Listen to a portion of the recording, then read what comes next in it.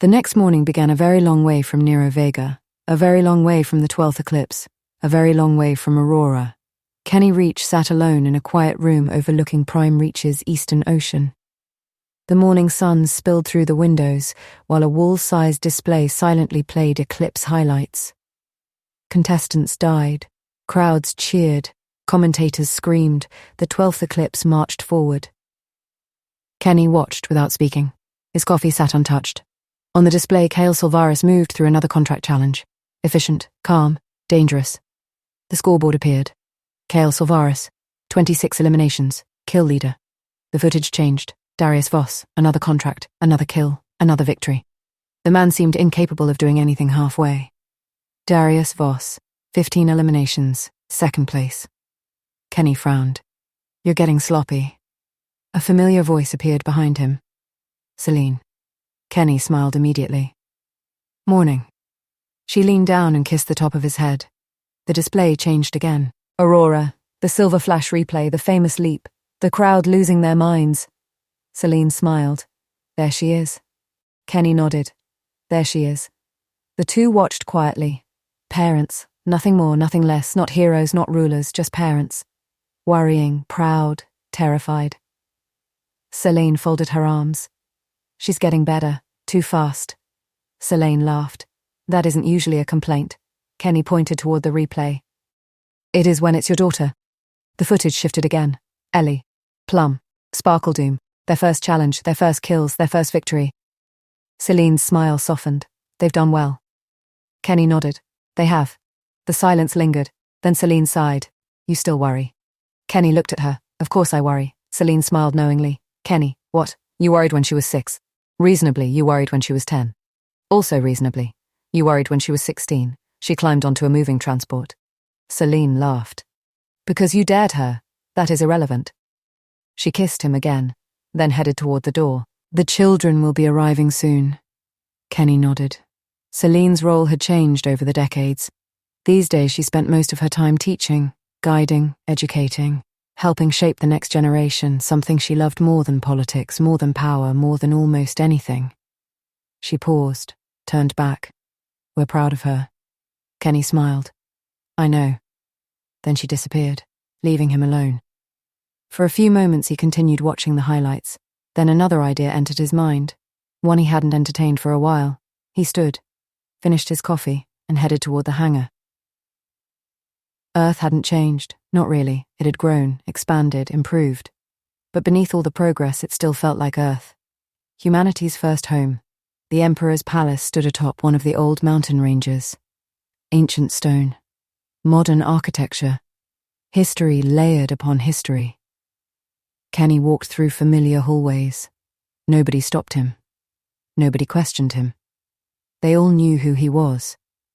Eventually he reached the private quarters. The doors were open. Inside sat the Emperor, 154 years old, looking maybe 70, perhaps a little less. He sat beside a massive window overlooking the city below. A chessboard rested on the table before him, several pieces already arranged. Without looking up, he smiled. You're late. Kenny laughed. I wasn't aware we had plans. We always have plans. The Emperor moved a piece. Sit. Kenny sat. The game began. For several minutes neither spoke, just two old men playing chess, comfortable, familiar. Finally the Emperor smiled. Aurora is doing well. Kenny moved a knight, so are her friends, agreed. The Emperor nodded. The Dawnfall girl is clever? Ellie. Yes. The Plum girl? Kenny smiled. Dangerous. The Emperor laughed. I noticed. A few more moves passed, then he added, Anne Kale. Kenny immediately looked suspicious. The Emperor grinned. Don't give me that look. Kenny sighed. You noticed too. I have eyes. The Emperor moved another piece. Besides, what? He looks at her the same way you looked at Celine. Kenny groaned. The Emperor laughed, loudly. Ah, there it is, don't. Wonderful. The game continued. Then unexpectedly the Emperor spoke again. Lord Rain. Kenny's hand stopped. The room became quieter. The Emperor studied him. You haven't asked about him in 20 years. Kenny looked down at the board. I assumed he died. The Emperor shook his head. So did I. Silence. What happened? The Emperor leaned back. Nothing. Kenny frowned. What? Nothing happened. The Emperor's expression became strange. The mutation never completely burned out. Kenny stared. The Emperor nodded. He's still alive. For the first time in years, Kenny looked genuinely shocked. How? The Emperor shrugged. We don't know. A few moments passed. Then, he's harmless. Harmless? Bedridden.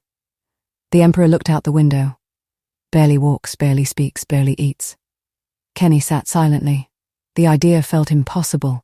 Lord Rain, the monster of the 11th eclipse, reduced to that. Eventually, Kenny asked, why keep him alive? The Emperor looked at him. Meaning? Kenny sighed. You could have ended it. The Emperor nodded slowly. Yes. You could have told everyone he died. Yes. You could have quietly made the problem disappear. The Emperor was silent. Then something unexpected happened. He reached across the table, placed a hand on Kenny's shoulder, and smiled. Because of you. Kenny blinked. The Emperor's voice softened. You changed people. The room grew quiet. You taught them to do better. Kenny looked away. The Emperor chuckled. Besides, what? The Emperor grinned. They're fairly convinced keeping him alive is punishment enough. Kenny laughed despite himself. The old ruler smiled. There he is. Several minutes passed. The chess game forgotten. Then Kenny finally asked, Can I see him? The Emperor nodded immediately. Of course. The facility sat far from any city, far from any population center, far from anything important. A place built for forgotten things. The Emperor remained outside. Kenny entered alone. The room was quiet. Almost painfully quiet. One bed, one chair, one television, one old man. Lord Rain looked smaller, not physically, spiritually, like something immense had slowly been worn down by time. The moment Kenny entered, their eyes met. Recognition happened instantly. Lord Rain coughed, wheezed, then somehow smiled. You know. His voice sounded like old paper. I sat beside my father while he died. Another cough. Because of you. Kenny sat beside the bed. Lord Rain chuckled weakly. Besides the point. His eyes narrowed slightly. I never thought I'd receive the same privilege. A pause. It's a pity you never understood me. Kenny looked at him calmly. No. Lord Rain blinked. Kenny continued.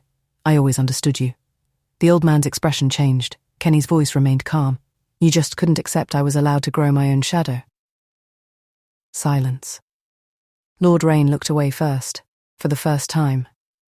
Kenny smiled slightly. You have a granddaughter. Lord Rain's head turned back. Interest appeared immediately. A small, excited sound escaped him. Aurora. Kenny nodded. Lord Rain smiled. To continue your legacy. Kenny shook his head. No. The smile faded. Kenny continued. To build her own. The room grew quiet again. It's not our job to control the future. Lord Rain stared at him. Kenny looked toward the window. It's our job to improve it. The old man said nothing. Eventually they spoke of smaller things. Old battles, old names, old memories. Time passed strangely, like two veterans sitting beside a fire. Not friends, never friends, just survivors. Eventually Kenny stood, ready to leave. Then something surprising happened. A weak hand grabbed his wrist. Lord Rain's hand. Soft, frail, trembling. His voice barely worked. I'm sorry. The room became silent. No manipulation, no anger, no games, just apology. Kenny studied him for a long moment, then nodded. I accept it. Lord Rain closed his eyes. Relief. Real relief. Then Kenny added, but sorry doesn't fix what happened. The old man nodded. I know. Kenny smiled sadly. But you can keep that little bit of peace. A tear escaped one of Lord Rain's eyes. Then came the final question. The one Kenny already knew was coming. Kill me, Kenny sighed. No. Lord Rain laughed weakly. A broken sound. Kenny. No. The answer remained firm. What I said 20 years ago still stands. Silence. You haven't even served one life sentence yet. Lord Rain closed his eyes. Not angry, just tired. Then Kenny did something unexpected. He activated the room's television. The 12th eclipse appeared. Live, Aurora, Kale, the games, the future. Lord Rain stared, speechless. Kenny moved toward the door. You can watch. The old man looked at him. Kenny shrugged. It's more than you ever gave me. The truth landed, hard, but not cruel. Just honest. Before leaving, he paused, looked back. If you're still around. Lord Rain waited. You can watch the next eclipse too. Then Kenny left. The television continued playing. Aurora's face appeared on the screen, the silver flash.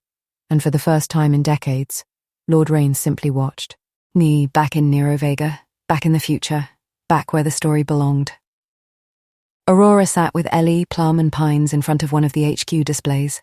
The live feed cycled through city broadcasts, challenges, contracts, faction updates. Then something caught Aurora's eye. Wait. The others looked over. A woman appeared on the screen, running, bleeding, terrified. Darius Voss walked behind her, slowly, patiently, like a hunter. The girls immediately stood. Pines frowned. Aurora's stomach dropped. The woman couldn't have been much older than 30. She was exhausted, cornered, alone. And Darius was closing in. Aurora grabbed her gear. Let's move. The feed cut. And Sparkle Doom rushed for the door.